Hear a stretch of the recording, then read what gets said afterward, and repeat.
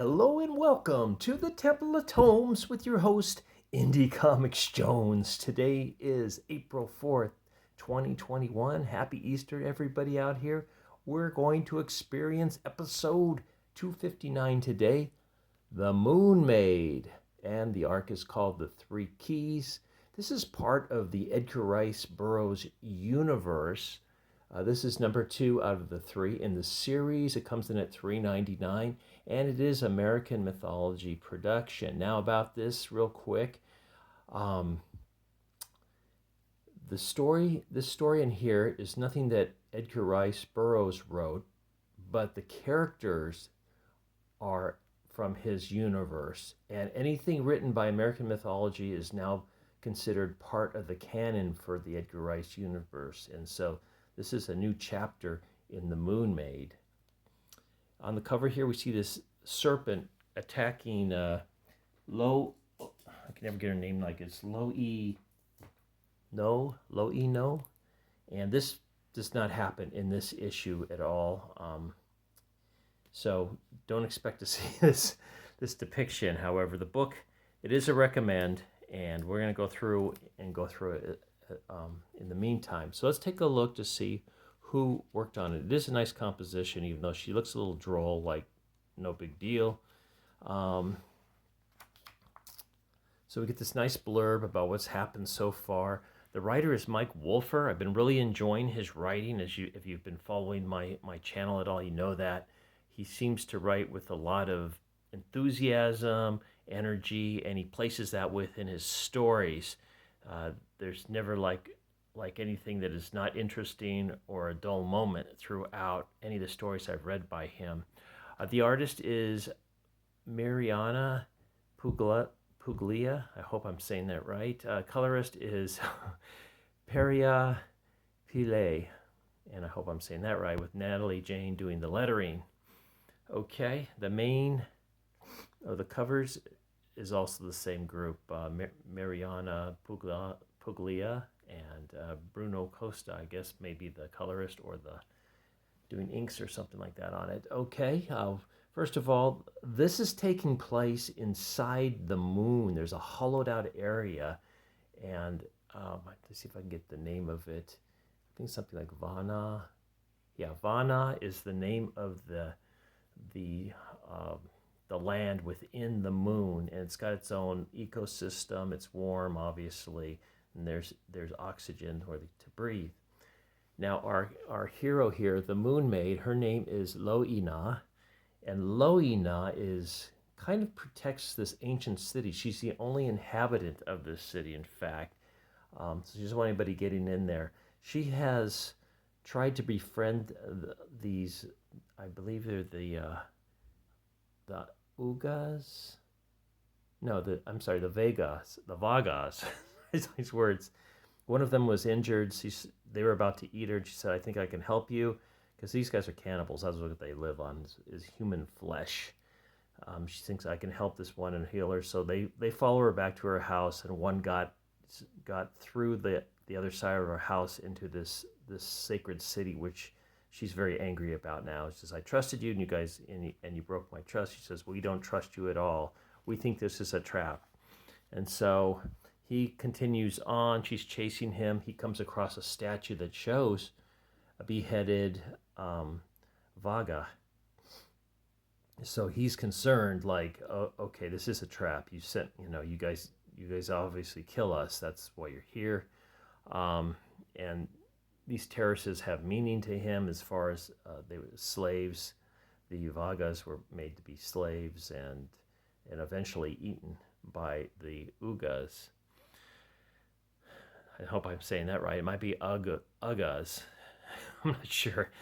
So she's saying, no, please listen to me. I'm learning about you guys. I see that you're your own people. You're different than me, but I think we can get along. And he tries to convince him. He doesn't believe her, though. And so a small fight ensues between just the two of them. And it gets kind of brutal. She ends up getting the upper hand and starts choking him. But he's able to flip her. And Then we get this other shot where he takes a swing at her and he knocks one of the legs off the statue. And then the person that she was helping heal walks in and says, "Stop, I'm healed. She was telling the truth." And she's got the rest of the tribe with them.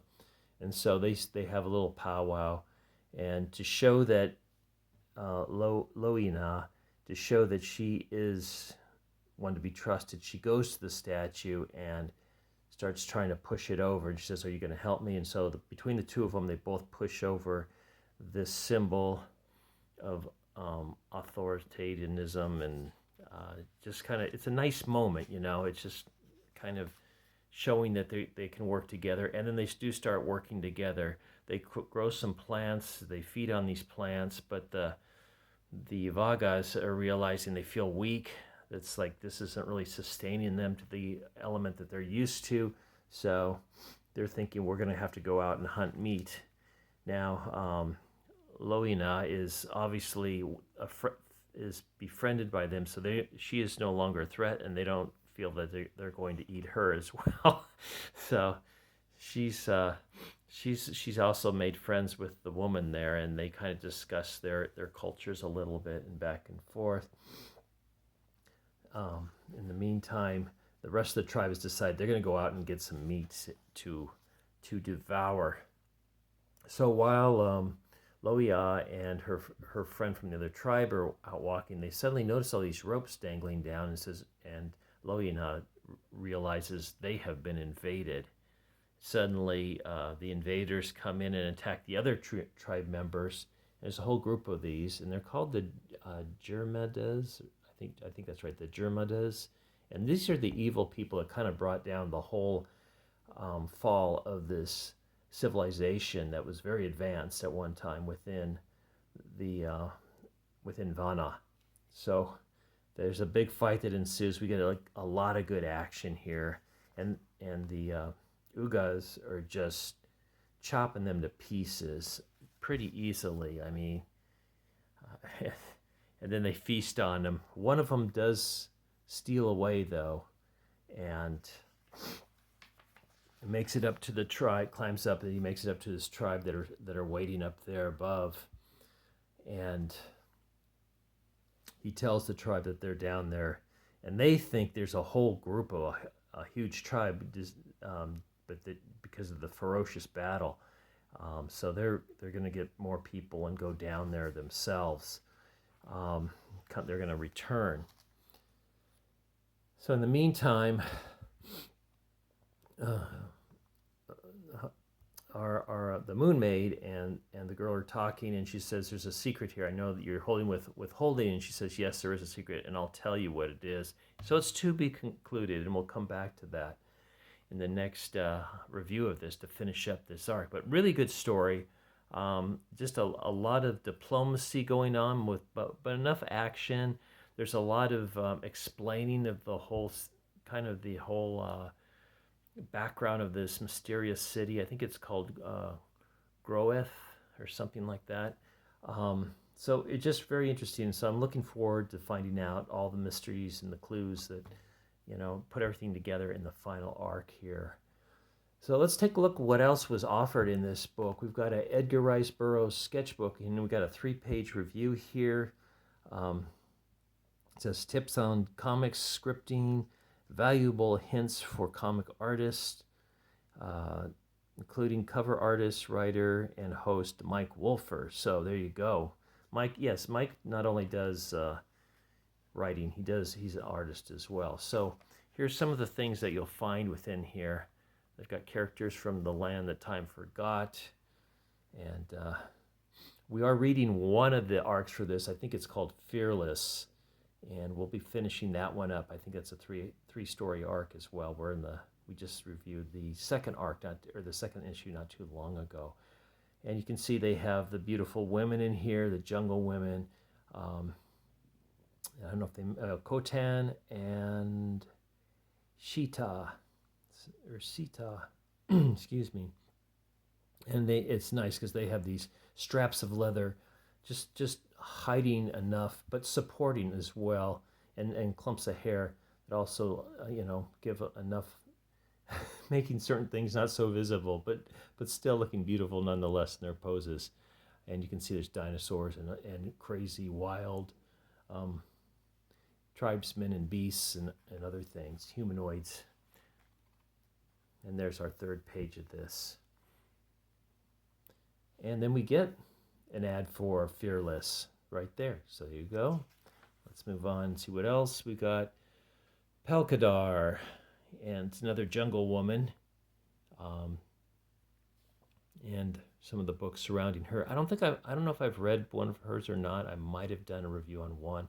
Carson of Venus, I've most certainly done a couple of these, and especially one that was a reprint from, I think, 1972. So I think that was like the one, if it's on here. I don't see the cover. I don't recognize it at least, but I did a couple, I think, maybe 3 storylines from here. The Monster Men, really enjoyed this. This is a Mike Wolfer. And they got showing all the issues here. I don't know if I'm thinking they might come out with a trade for it, but right now I think it's still individual issues. You have to order it through your bookstore. And then this one I've wanted to order, and I keep forgetting to. Zorro versus El Hijo del Muerte. So Zorro, Galleon of the Dead. I read a preview on this, and it looked really good. And this is a Mike Wolfer story as well. So before I really was even acquainted with him, I'd seen the preview for this and enjoyed it. Thought it looked pretty good. Hatchet. It's kind of a horror comic. I don't know anything about it. Written by James Kolarick. And Beware the Witch's Shadow. This came out about Halloween time, but it's probably still available if you want to order it through your store. Okay, and then we get the Moon Maid, and just kind of a rundown of what American Mythology Productions has got going on. And this is a new one, Beyond the Farthest Star. I'm assuming it is a sci-fi. Doesn't look it. Well, they have Edgar Rice Burroughs, so I guess it is tied into that. So it'll be interesting to see what this one's about, and it doesn't say who's writing it. But I will be checking that out, at least a flip through to make sure, to see if it's something I want to read. So this is a recommend. It does get the